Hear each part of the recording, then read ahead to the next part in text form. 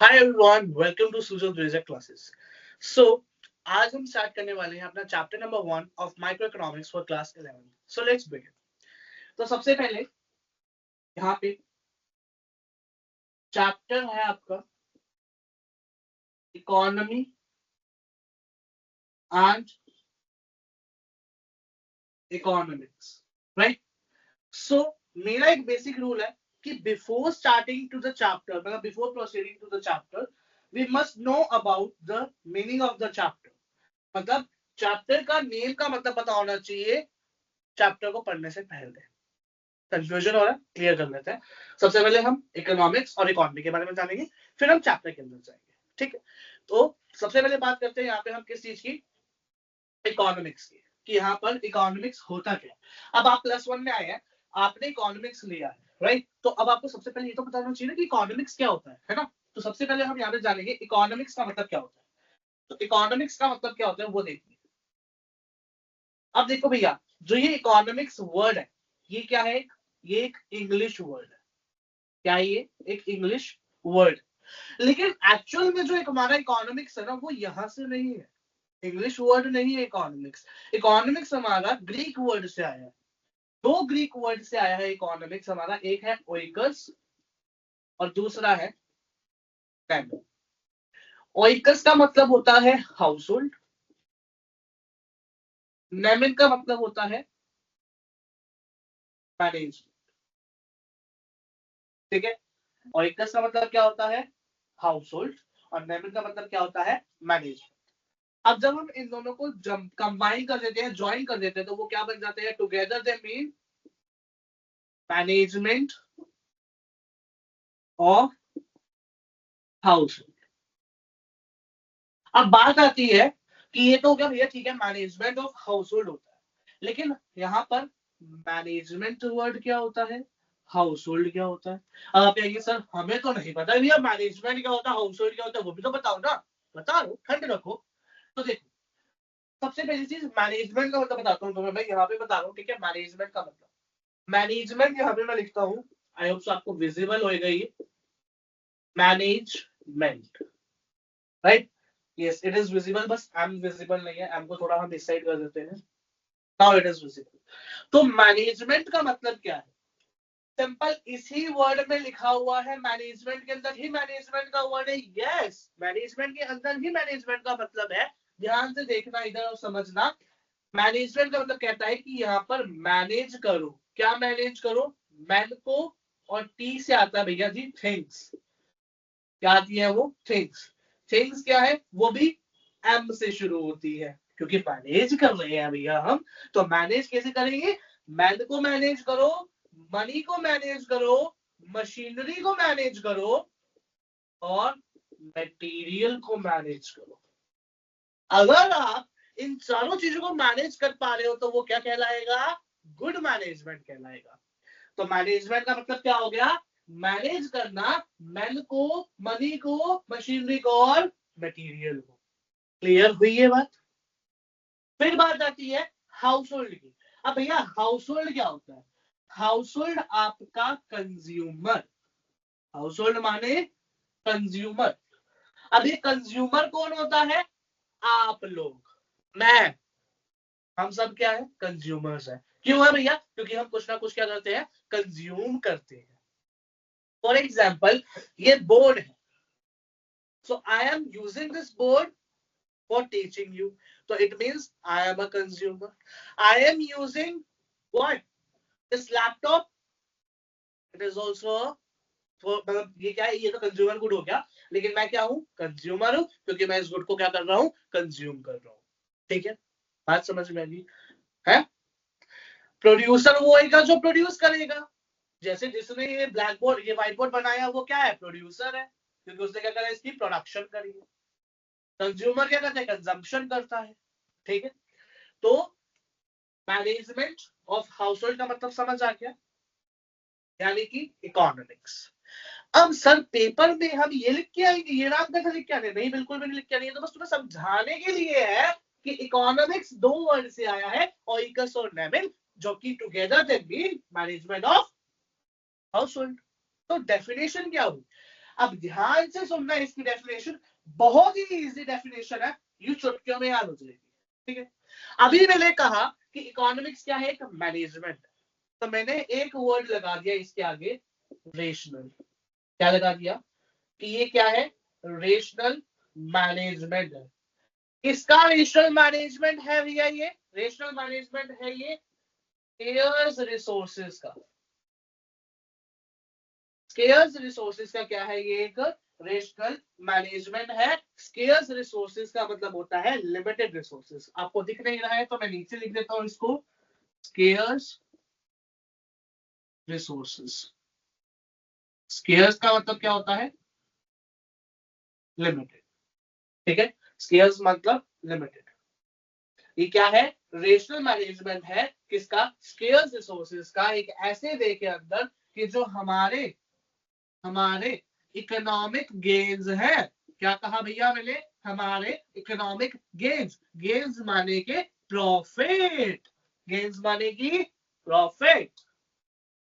तो ये कहता है इकोनॉमिक्स एक ऐसा रेशनल मैनेजमेंट है। रेशनल, अब मैनेजमेंट का मतलब आपको पता चल गया, तो रेशनल का मतलब भी समझ लो। रेशनल का मतलब होता है जो सोच समझ कर क्या लेता है, फैसले लेता है, डिसीजंस लेता है।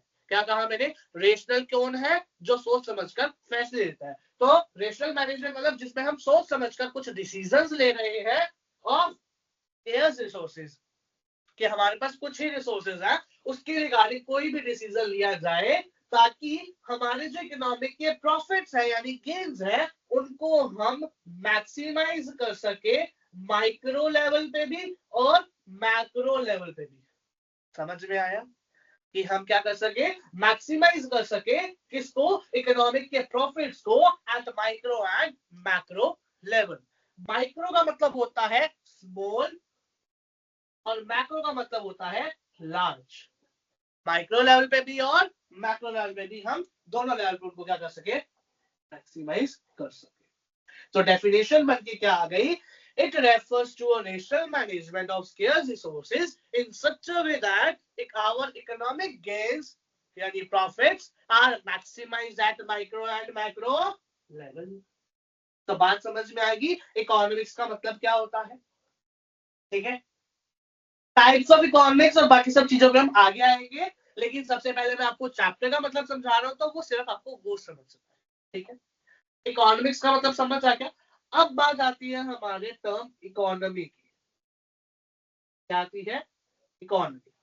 इकोनॉमी क्या होता है, इकोनॉमी एक एरिया होता है जहां से पीपल यानी लोग अर्न करते हैं इसको, अपनी लिविंग। अब भैया क्या तुम ऑक्सीजन को बाय कर सकते हो, या तुम अपनी एज को बाय कर सकते हो, ये कहने का मतलब है सर आपका कि कैसे एरिया जहां से लोग अपनी एज को बाय कर लेते हैं, बिल्कुल भी नहीं। इसका मतलब ये है कि एक ऐसा एरिया है जहां से लोग जीने के लिए पैसा कमाते हैं। क्या कहा मैंने, जीने के लिए पैसा कमाते हैं। अब वो कैसे कमाते हैं, कुछ इकोनॉमिक एक्टिविटीज करके। क्या कहा मैंने, कुछ इकोनॉमिक एक्टिविटीज करके। वो इकोनॉमिक एक्टिविटीज कौन सी, वो इकोनॉमिक एक्टिविटीज है, इस पे बाद में आऊंगा। सबसे पहले हमें ये तो पता होना चाहिए इकोनॉमिक एक्टिविटीज का मतलब ही क्या है। जब मतलब ही नहीं पता होगा तो हम कैसे कर लेंगे इकोनॉमिक एक्टिविटीज कौन सी कह रहा हूं मैं यहाँ पे। समझो बात को, इकोनॉमी क्या होता है, एक ऐसा एरिया जहां से लोग क्या करते हैं, पैसा कमाते हैं जीने के लिए, by doing some economic activities. अब इकोनॉमिक एक्टिविटीज क्या होती है, वो एक्टिविटीज होती है जो परफॉर्म की जाती है टू अर्न लिविंग। सर ये तो बात वही आ गई, यहाँ पे भी टू अर्न लिविंग, यहाँ पे भी टू अर्न लिविंग। भैया वो एक एरिया है, ये वो परफॉर्म की जा रही है एक्टिविटीज। एक और चीज समझो, इकोनॉमिक एक्टिविटीज का मेन मोटिव होता है प्रॉफिट अर्निंग, पैसा कमाना। लेकिन नॉन इकोनॉमिक एक्टिविटीज का मतलब ये नहीं होता है। नॉन इकोनॉमिक एक्टिविटीज का मतलब होता है कि यहाँ पर आप वो एक्टिविटीज परफॉर्म कर रहे हैं बिना किसी पैसे के काम, बिना पैसे के आप वो काम कर रहे हैं। जैसे मान लो कि YouTube पे टीचर पढ़ाता है फ्री ऑफ कॉस्ट, तो that is non economic activities, क्योंकि वो पैसा कमाने के लिए नहीं करता है, राइट। ऐसे ही मान लो मैं अगर तुम्हें सबको पढ़ा रहा हूं तो वो क्या कहलाएगी, इकोनॉमिक एक्टिविटी कहलाएगी, राइट, क्योंकि मैं पैसा लूंगा। लेकिन अगर मैं यही अपने ब्रदर या सिस्टर को पढ़ाऊंगा तो वो क्या कहलाएगी, नॉन इकोनॉमिक एक्टिविटी कहलाएगी। क्यों? क्योंकि वो एक लव के लिए है या अफेक्शन के लिए या फिर सोशल वर्क, तो यूट्यूब वाला हो जाएगा, राइट। तो नॉन इकोनॉमिक इकोनॉमिक के बीच में डिफरेंस पता चल गया। तो ये इकोनॉमिक एक्टिविटीज कौन सी है, दैट यू नो, हमने स्टार्टिंग में डिस्कस करा, प्रोडक्शन, कंजम्पशन, और जगह नहीं तो मैं नीचे लिख रहा हूं, इन्वेस्टमेंट और एक्सचेंज। आई होप आपको क्लियरली विजिबल है, yes it is clearly visible to you. तो आप इसका पूरा स्क्रीनशॉट भी ले सकते हैं कि इकोनॉमी और इकोनॉमिक्स में हमने डिफरेंस किया, मतलब जाना चैप्टर का कि इकोनॉमी क्या होती है और इकोनॉमिक्स क्या होती है, ठीक है। आगे चले, आगे आती है बात अब आपकी, वापस अब आते हैं हम इकोनॉमिक्स के ऊपर, ठीक है, और फिर डिस्कस करते हैं। अब यहाँ पे भैया कुछ टर्म्स आती है, ठीक है, टर्म्स को डिस्कस करेंगे। आई होप आपने इसका स्क्रीनशॉट ले लिया होगा, ठीक है, और जो ऑफलाइन बैठे उन्होंने लिख लिया होगा। चलिए आगे की तरफ चलते हैं, आगे डिस्कस करते हैं। पहले एक बार मैं इसको हटा दूं सारा, ताकि हम बिना रुके इसको कंटिन्यू कर सके। चल आगे चलते हैं। अब हमारे पास टर्म आ रही है, क्या टर्म आ रही है, scarcity of resources, scarcity of resources. Scarcity of resources का मतलब क्या है? स्कैरसिटी ऑफ रिसोर्सेज का मतलब ये होता है कि जब आपकी किसी भी प्रोडक्ट की, क्या कहा मैंने, ये अच्छे से रिमूव नहीं हुआ, मैं एक बार कर देता हूँ साथ साथ, बट फिर मैं आपको बता रहा हूँ साथ साथ, ठीक है, ध्यान से सुनिएगा। स्कैरसिटी का मतलब होता है जब भी किसी रिसोर्स की डिमांड क्या हो, ज्यादा हो, और उसकी सप्लाई क्या हो, कम। सप्लाई ज्यादा डिमांड कम, सर ये क्या बोल रहे हो, हमें कुछ पल्ले नहीं पड़ रहा है, तो ढंग से बताओ। ढंग से भी बता देता हूं तुम्हें अभी। देखो क्या कहा मैंने कि जब आपकी डिमांड ज्यादा है और सप्लाई क्या है, कम। सही, डी और एस लिखा है आपने भैया। डिमांड को डी से डिनोट करते हैं और सप्लाई को एस से डिनोट करते हैं, याद रख लो, क्योंकि आगे आपके आगे वाले चैप्टर्स में यही बात होगी। तो अभी से बता रहा हूं मैं तुम्हें, अभी से तुम्हें आगाह कर रहा हूं कि आगे तुम्हारी ये टर्म्स आएंगी। डिमांड और सप्लाई के ऊपर पर्टिकुलरली 3 चैप्टर्स है, मतलब डिमांड का एक चैप्टर, मतलब डिमांड के 2 चैप्टर्स है, एक में डिमांड की बात की गई है, एक में उसकी प्राइस इलास्टिसिटी की बात की गई है, छोटे छोटे चैप्टर्स। ऐसी सप्लाई का है, लेकिन सप्लाई में क्या कर दिया, प्राइस इलास्टिसिटी और डिमांड को कंबाइन कर दिया, ठीक है। चलो उसको छोड़ो, अभी वो तो बाकी बात है, वो भी करा दूं, यूं चुटकियों में करा दूं, पता नहीं चलेगा कब खत्म हो गया वो चैप्टर भी, ठीक है। चलिए अब बात आती है स्कैरसिटी ऑफ रिसोर्सेज का मतलब क्या होता है, डिमांड ज्यादा और सप्लाई कम। तो भैया जी डिमांड और सप्लाई कम, तो स्कैरसिटी कैसे? स्कैरसिटी का मतलब ही क्या है? स्कैरसिटी का मतलब होता है किसी भी चीज की क्या हो जाना, कमी, कमी हो जाना। मतलब क्या है, मान लो, ठीक है, एग्जांपल दे रहा हूं तुम्हें, एक मार्केट है, एक इकोनॉमी है।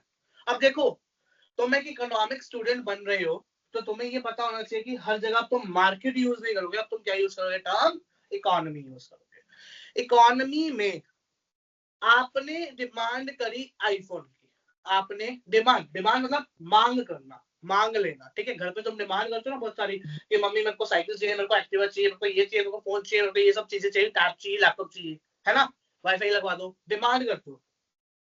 ऐसे ही मान लो तुमने डिमांड करी एक आईफोन की।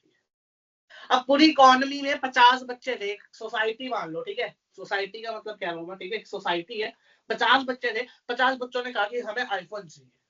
तो यहाँ पर आपकी डिमांड कितनी हो गई भैया जी, 50 आईफोन की। लेकिन जो एप्पल की कंपनी थी, आईफोन की कंपनी थी, उसने सिर्फ सप्लाई करी, सप्लाई कितने की करी? 30 आईफोन की। तो यहाँ पर 30 लोगों की क्या हुई? डिमांड फुलफिल हुई और 20 लोगों की डिमांड फुलफिल नहीं हो पाई, पूरी नहीं हो पाई। तो ये 20 का क्या हो गया? कमी हो गई, यानी स्केर्सिटी हो गई। तो scarcity of resources is arises when demand is more than its supply. Supply कम है, डिमांड ज्यादा है। ठीक है। अब जब भैया यहाँ पर डिमांड कम हो गई, सप्लाई ज्यादा हो गई, तो अब आपको क्या करना पड़ेगा? चॉइस करनी पड़ेगी कि आपको आईफोन की जगह किसी और ब्रांड में स्विच होना पड़ेगा, है ना? अब जरूरी थोड़ी है, अब आपने कहा आप 12th में हो गए, मम्मी अब मेरे को ना एक तो फोन चाहिए चाहिए मेरे को। अब घर वालों ने बोला कि कौन सा फोन चाहिए, आपने कहा आईफोन चाहिए। अब आईफोन नहीं मिला तो फोन तो चाहिए ना तुम्हें। अब आईफोन नहीं मिल रहा है, मार्केट में शॉर्टेज है, तो तुमने कहा भैया, अपने घर वालों को बोला मम्मी मैं आईफोन की जगह ना मैं ना सैमसंग ले लूंगा। ऐसी और लोगों ने कहा नहीं हम तो वीवो का लेंगे। फिर और लोगों ने कहा नहीं हम तो रियलमी लेंगे, नहीं हम तो रेडमी लेंगे। मतलब बहुत सारी कंपनीज अदर ब्रांड्स है, उनका फोन लेंगे हम, तो हम ये नहीं लेते आईफोन। तो आपने अपनी डिमांड को क्या करा? स्विच करा, अपनी बॉन्ड को स्विच करा, चेंज करा। अब यहाँ पर आपने चॉइस करी, आपने आईफोन से स्विच हुए किसके ऊपर? इन ब्रांड्स के ऊपर, है ना? अब इन ब्रांड्स में भी तो चॉइस करनी पड़ेगी ना। इन 4 फोन के आपके पास नाम है, आपने कहा ये 4 फोन में से मेरे को करनी है, तो मतलब हमने कहा अगर आपको यहाँ पे भी चॉइस करनी है तो ये क्या होगी? एक तरह से प्रॉब्लम अराइज हो रही है मेरे लिए तो भैया, कि मेरे को पहले आईफोन चाहिए था, अब आईफोन नहीं मिला, तो मैंने कहा मेरे को सैमसंग ये सब फोन दिखा दिए शॉपकीपर ने कि आप सैमसंग वीवो रियलमी रेडमी में से किसी का भी ले लो। तो अब वहां पर भी मेरे को चॉइस करनी पड़ेगी, तो problem of choice making arise हो गई। तो प्रॉब्लम ऑफ चॉइस मेकिंग को हमने क्या कहा? इकोनॉमिक प्रॉब्लम कहा। जब भी प्रॉब्लम ऑफ चॉइस मेकिंग होगी वो क्या कहलाएगी? इकोनॉमिक प्रॉब्लम कहलाएगी। ठीक है। तो जब problem of choice making arise होगी तो क्या होगी? वो इकोनॉमिक प्रॉब्लम कहलाएगी। समझ आ गया ये बात? ठीक है। अब एक बात को समझना, क्वेश्चन आ सकता है कि इकोनॉमिक प्रॉब्लम कब अराइज होगी? तो आप तो लिखोगे कि जब प्रॉब्लम ऑफ चॉइस मेकिंग होगी। अब इतना तो नहीं लिख के आओगे 2 नंबर में कि प्रॉब्लम ऑफ चॉइस मेकिंग हो रही है, इकोनॉमिक प्रॉब्लम है। प्रॉब्लम ऑफ चॉइस मेकिंग में बताओगे क्यों हो रही है? क्योंकि यहाँ पर क्या है? स्कार्सिटी ऑफ रिसोर्सेज है, रिसोर्सेज की कमी हो गई है, जिसके कारण यहाँ पे प्रॉब्लम ऑफ चॉइस मेकिंग हुआ, और प्रॉब्लम ऑफ चॉइस मेकिंग के कारण यहाँ पर प्रॉब्लम अराइज हुई है। ठीक है। अब एक बहुत ही इंपॉर्टेंट कंसेप्ट बताने वाला हूं, ध्यान से सुनना आपको। ठीक है। अभी तक हम बात करके आ रहे थे इकोनॉमिक्स की, है ना? हमने कहा इकोनॉमिक्स क्या है? Management of house hold. अब मैं कहता हूं कि ये एक तरह से विज्ञान है, मतलब एक साइंस है। किसकी साइंस है? साइंस है ये ह्यूमन के बिहेवियर की। Economics is the science of human behaviour, जो कि सामना करता है 3 चीजों का, 3 प्रॉब्लम्स का। कन्फ्रंटेड विद द, कन्फ्रंट करता है, किसके साथ कन्फ्रंट करता है? कन्फ्रंट करता है with the problem of choice making and scarcity of resources. क्यों करता है इन 2 चीजों की प्रॉब्लम को सामना? इन 2 चीजों को क्यों सामना करता है? क्योंकि उसके 3 ऑब्जेक्टिव्स हैं जिसको उसको अचीव करना है। स्टार्टिंग के चैप्टर में मैंने आपको 2 चीजें बताई थी, प्रोड्यूसर और कंज्यूमर। प्रोड्यूसर वो होता है जो कुछ ना कुछ की किसी ना किसी प्रोडक्ट की प्रोडक्शन करता है। कंज्यूमर वो होता है जो उसी प्रोडक्ट को कंज्यूम करता है, कंजम्पशन करता है। ठीक है, यानी हाउस होल्ड। तो हमने कहा इकोनॉमिक्स भी विज्ञान है ह्यूमन के बिहेवियर का। मतलब कि ह्यूमन के बिहेवियर का मतलब क्या है? मैंने कहा मेरा बिहेवियर कैसा है? मैंने कहा मेरा पोलाइट बिहेवियर है, कभी कभी मेरा गुस्सा बिहेवियर आ जाता है। तो बहुत सारे बिहेवियर्स होते हैं। ठीक है, बिहेवियर पे नहीं जाऊंगा मैं। तो economics is the science of human behaviour. अब आपको बताऊं मैं, इकोनॉमिक्स आप तो बहुत ही कम पढ़ रहे हो अभी, है ना, सिर्फ माइक्रो और मैक्रो पढ़ोगे आगे जाके, ठीक है। माइक्रो इकोनॉमिक्स आप पढ़ रहे हो, मैक्रो इकोनॉमिक्स 12th में पढ़ोगे, but there are so much types of economics. Even ये ह्यूमन बिहेवियर लिखा हुआ है, बिहेवियर लिखा हुआ है, बिहेवियरल इकोनॉमिक्स भी होती है, ठीक है, बिहेवियरल इकोनॉमिक्स भी होती है, बिहेवियरल इकोनॉमिक्स अभी आई है, ठीक है। तो economics is the science of human behaviour, जो कि कन्फ्रंट करता है प्रॉब्लम ऑफ चॉइस मेकिंग को और स्कैर्सिटी ऑफ रिसोर्सेज को, ताकि वो ऑब्जेक्टिव्स को अचीव कर सके। और वो ऑब्जेक्टिव्स क्या है, वो ये दो दो तो ये ऑब्जेक्टिव है और एक और ऑब्जेक्टिव है आपका सोसाइटी का। मतलब क्या है, प्रोड्यूसर क्या चाहता है, उसको मैक्सिमम से मैक्सिमम क्या हो, प्रॉफिट हो, तो maximum profit to the producer. Consumer क्या चाहता है, सेटिस्फेक्शन। अब कहते हैं ना, देखो मान लो मैंने एक फोन लिया, ठीक है, मैंने कहा आईफोन ले लिया मैंने, और मेरी सिस्टर ने मान लो ले लिया, मैंने चलो मान लो लिया, मैंने आईफोन 13 लिया, उसने आईफोन 15 लिया, कुछ ना कुछ तो फीचर्स का डिफरेंस होएगा, राइट। या चलो इसको भी छोड़ो, आईफोन को छोड़ो, मैंने कहा मेरे पास विंडोज लैपटॉप है और मेरी सिस्टर के पास मैकबुक है, ठीक है। अब दोनों के पास अलग अलग कंपनी के वो है। मैंने कहा मैं अपने विंडोज लैपटॉप से इतना सेटिस्फाइड नहीं हुआ जितना मैंने अपनी बहन का लैपटॉप यूज करके सेटिस्फाइड हुआ। या एक और एग्जांपल ले लो, आपने एक एप्पल को कंज्यूम करा, सेब खाया आपने, या कोई भी चीज खाया आपने, पिज्जा खाया, बर्गर खाया, कुछ भी खाया। अब कहते हैं ना, पिज्जा खाया, मान लो आपने कहा डोमिनोज का बहुत अच्छा पिज्जा है भैया, खा लिया, आपको बहुत अच्छी सेटिस्फेक्शन मिली, आप बहुत खुश हैं। अब यहीं से मैं एक नुक्कड़ का पिज्जा लाके दे दूं आपको, ये ले भाई ये खा, आपने कहा हाय हाय ये क्या, ये पिज्जा है, ना चीज है ना कुछ है ना कुछ है, तो आपकी सेटिस्फेक्शन क्या होगी, कम हो गई।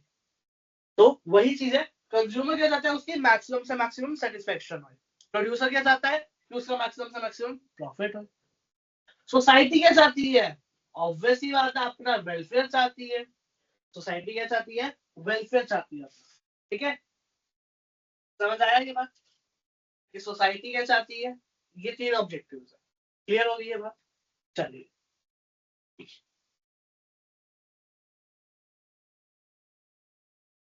आगे चलते हैं। चलो, अभी हम बात कर ही रहे थे माइक्रो और मैक्रो इकोनॉमिक्स के बारे में, और वही टॉपिक हमारा आ चुका है, वही टॉपिक हमारा आ चुका है, ठीक है। तो अब हम बात करेंगे टाइप्स ऑफ इकोनॉमिक्स। तो उसके लिए मेरे को जगह चाहिए ताकि मैं आपको इजीली समझा सकूं difference between micro and macro. मैं इसी से ही हटा देता हूँ क्योंकि इससे सही साफ हो रहा है, रस्टर से आई डोंट थिंक सो क्या दिक्कत आ रही है उसमें।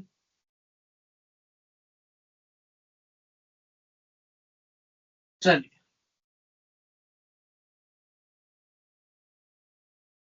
तो यहाँ पर मैं आपको सबसे पहले ना इकोनॉमी एंड जो माइक्रो और मैक्रो है ना, उसका बेसिक डिफरेंस बताऊंगा।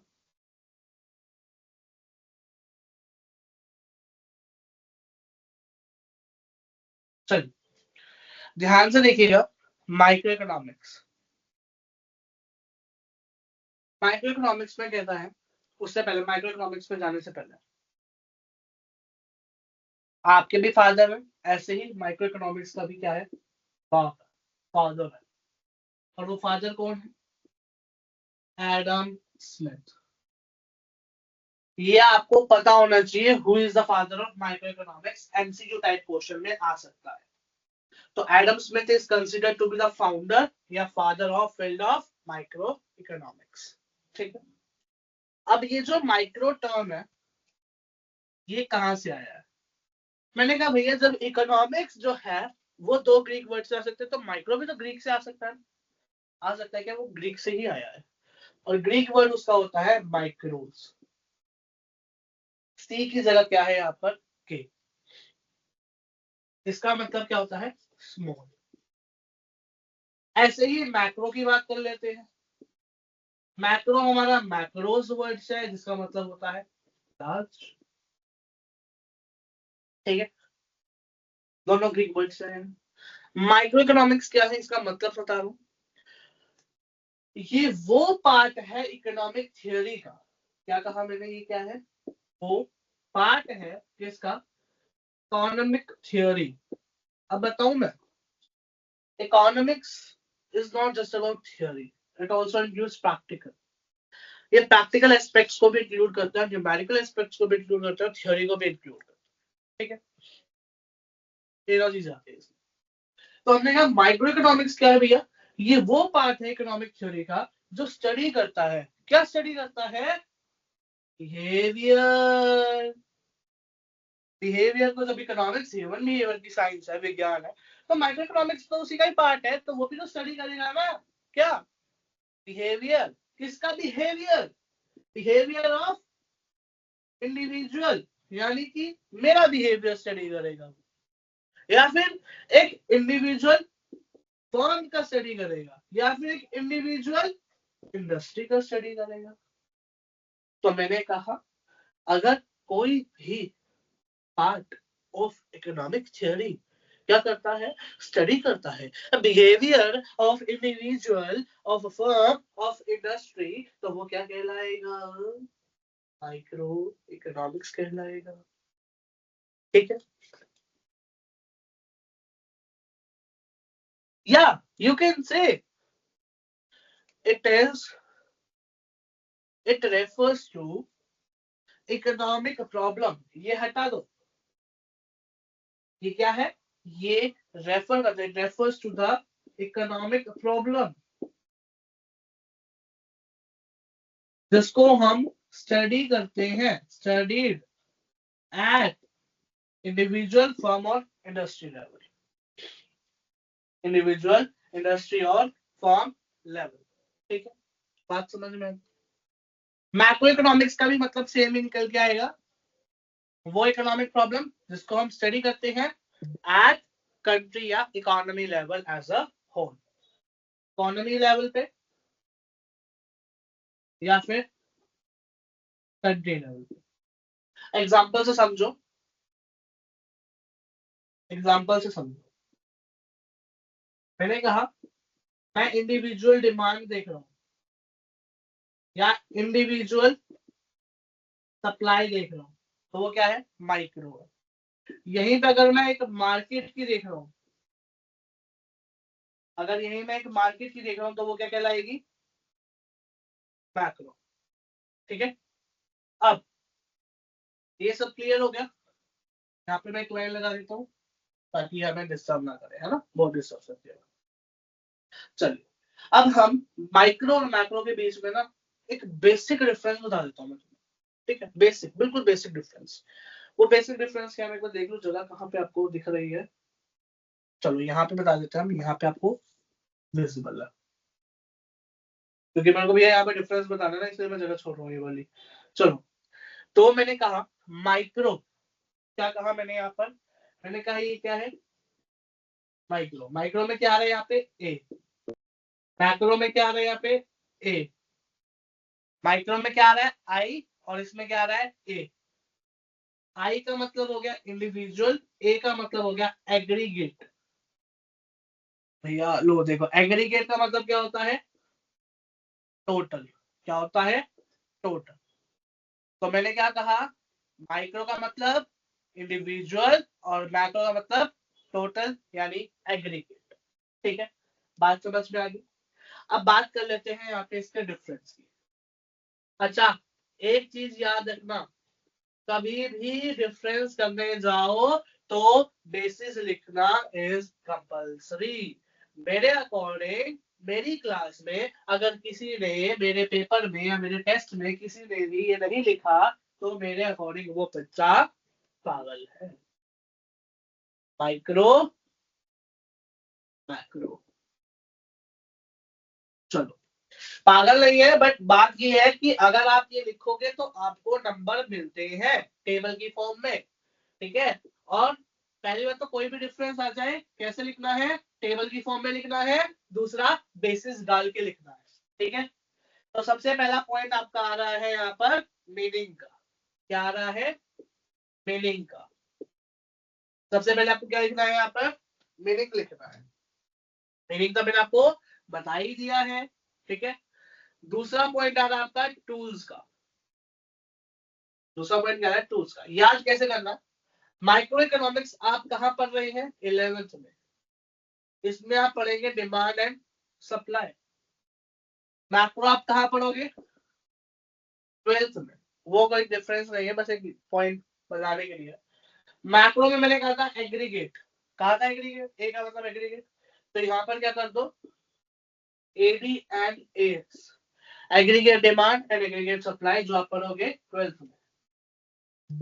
पॉइंट है, डिमांड सप्लाई तो आप पढ़ रहे हो 11th में, पढ़ोगे आगे जाके aggregate demand aggregate supply 12th में पढ़ोगे मैक्रो इकोनॉमिक्स में। तो सिंपल चीज है, माइक्रो में डिमांड एंड सप्लाई देखते हो आप एक फॉर्म की इंडस्ट्री, लेकिन इसमें आप क्या देखते हो, कंट्री की देखते हो, total demand and total supply देखते हो। यहाँ individual demand individual supply, total demand and total supply, जिसको हम aggregate demand and aggregate supply कहते हैं। ठीक है, अच्छा, अब इसका ऑब्जेक्टिव,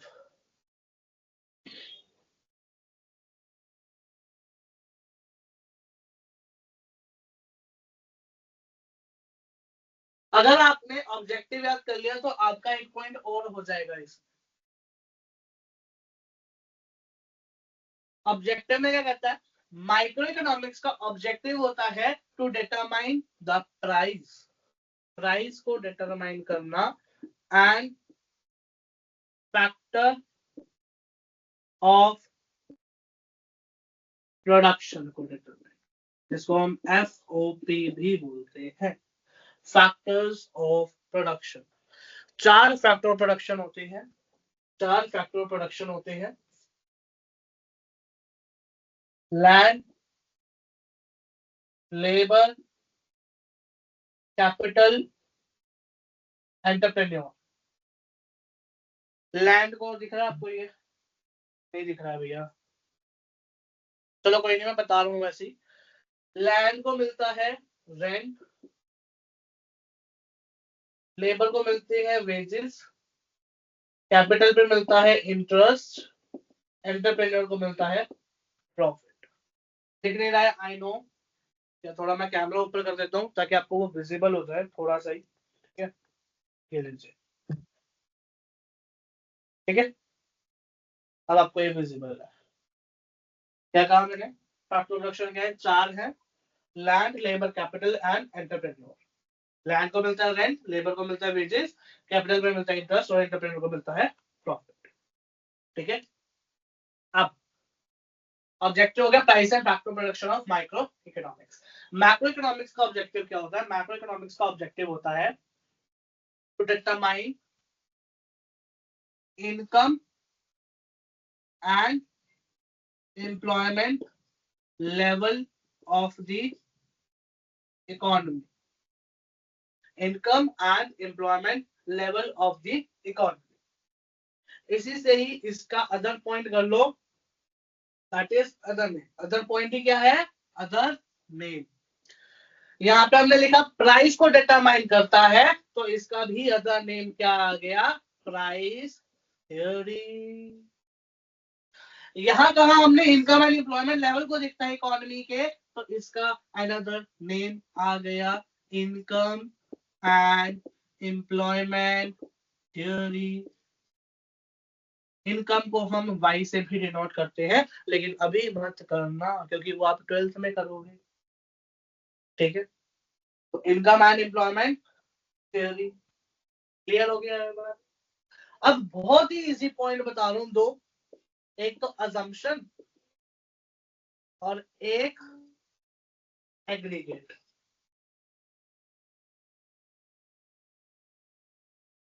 अजम्पशन में कहता है, देखो हम क्या करते हैं, भाई बहन होते हैं ना, वो क्या करते हैं, इंजाम लगा देते हैं। मतलब मान लो एक घर पे ना, एक मान लो वो था वास, फूल का ना जो पौधा होता है, उसका एक वास था, ठीक है। मान लो बहन ने तोड़ दिया, बहन ने बोला मम्मी, मम्मी ने बोला कि किसने तोड़ा, बहन ने बोला कि भाई इसने तोड़ा, भाई ने तोड़ा, भाई ने बोला नहीं मैंने नहीं तोड़ा, इसने तोड़ा। ठीक है ना, दोनों क्या करते हैं, एक दूसरे के ऊपर वो करते रहते हैं, इल्जाम लगाते रहते हैं। ठीक है, कि इसने तोड़ा, नहीं इसने तोड़ा, इसने तोड़ा, इसने तोड़ा। तो वही चीज आगे करते हैं ये। असम्पशन में कहता है कि माइक्रो इकोनॉमिक्स ये अज्यूम करता है कि मैक्रो वेरिएबल्स कांस्टेंट है। क्या कहा कि मैक्रो वेरिएबल्स क्या है, कांस्टेंट है। कांस्टेंट मतलब है सेम। कांस्टेंट का मतलब क्या होता है, तो अगर सर आप ढंग से लिखो यार, कांस्टेंट का मतलब होता है सेम। भैया नोट्स में सब लिखा हुआ है आपके, ठीक है। मैक्रो कहता है कि माइक्रो वेरिएबल्स कांस्टेंट है, एक दूसरे के ऊपर बोलते हैं कि भाई मैं कांस्टेंट नहीं हूँ भाई, तू कांस्टेंट है। वो कहता है नहीं मैं नहीं हूँ, तू है कांस्टेंट। तो यही लड़ाई चलती रहती है इन दोनों के बीच में। ठीक है। एग्रीगेट में माइक्रो क्या होता है, छोटा होता है। तो मैंने कहा भैया इसमें लिमिटेड डिग्री है, limited degree of aggregation. Macro बड़ा होता है तो मैंने कहा इसमें क्या है, हाईएस्ट डिग्री ऑफ एग्रीगेशन। अब बस लास्ट पॉइंट बच गया भैया जी, वो क्या है आप सबका फेवरेट पॉइंट, एग्जाम्पल, जो कि मैंने ऑलरेडी बता दिया। एग्जाम्पल बता दू बहुत इजी तरीके से, सिर्फ माइक्रो की याद कर लो। इंडिविजुअल आउटपुट, इंडिविजुअल प्राइस और price of the product etcetera. Macro में यहाँ क्या था, इंडिविजुअल आउटपुट, यहां मैंने कहा national output, national individual price नहीं है, इंडिविजुअल इनकम है, नेशनल इनकम और employment level of the economy etcetera. तो ये था आपका क्या, difference between micro and macro. Screenshot लेना है, स्क्रीनशॉट ले लो इस चीज का।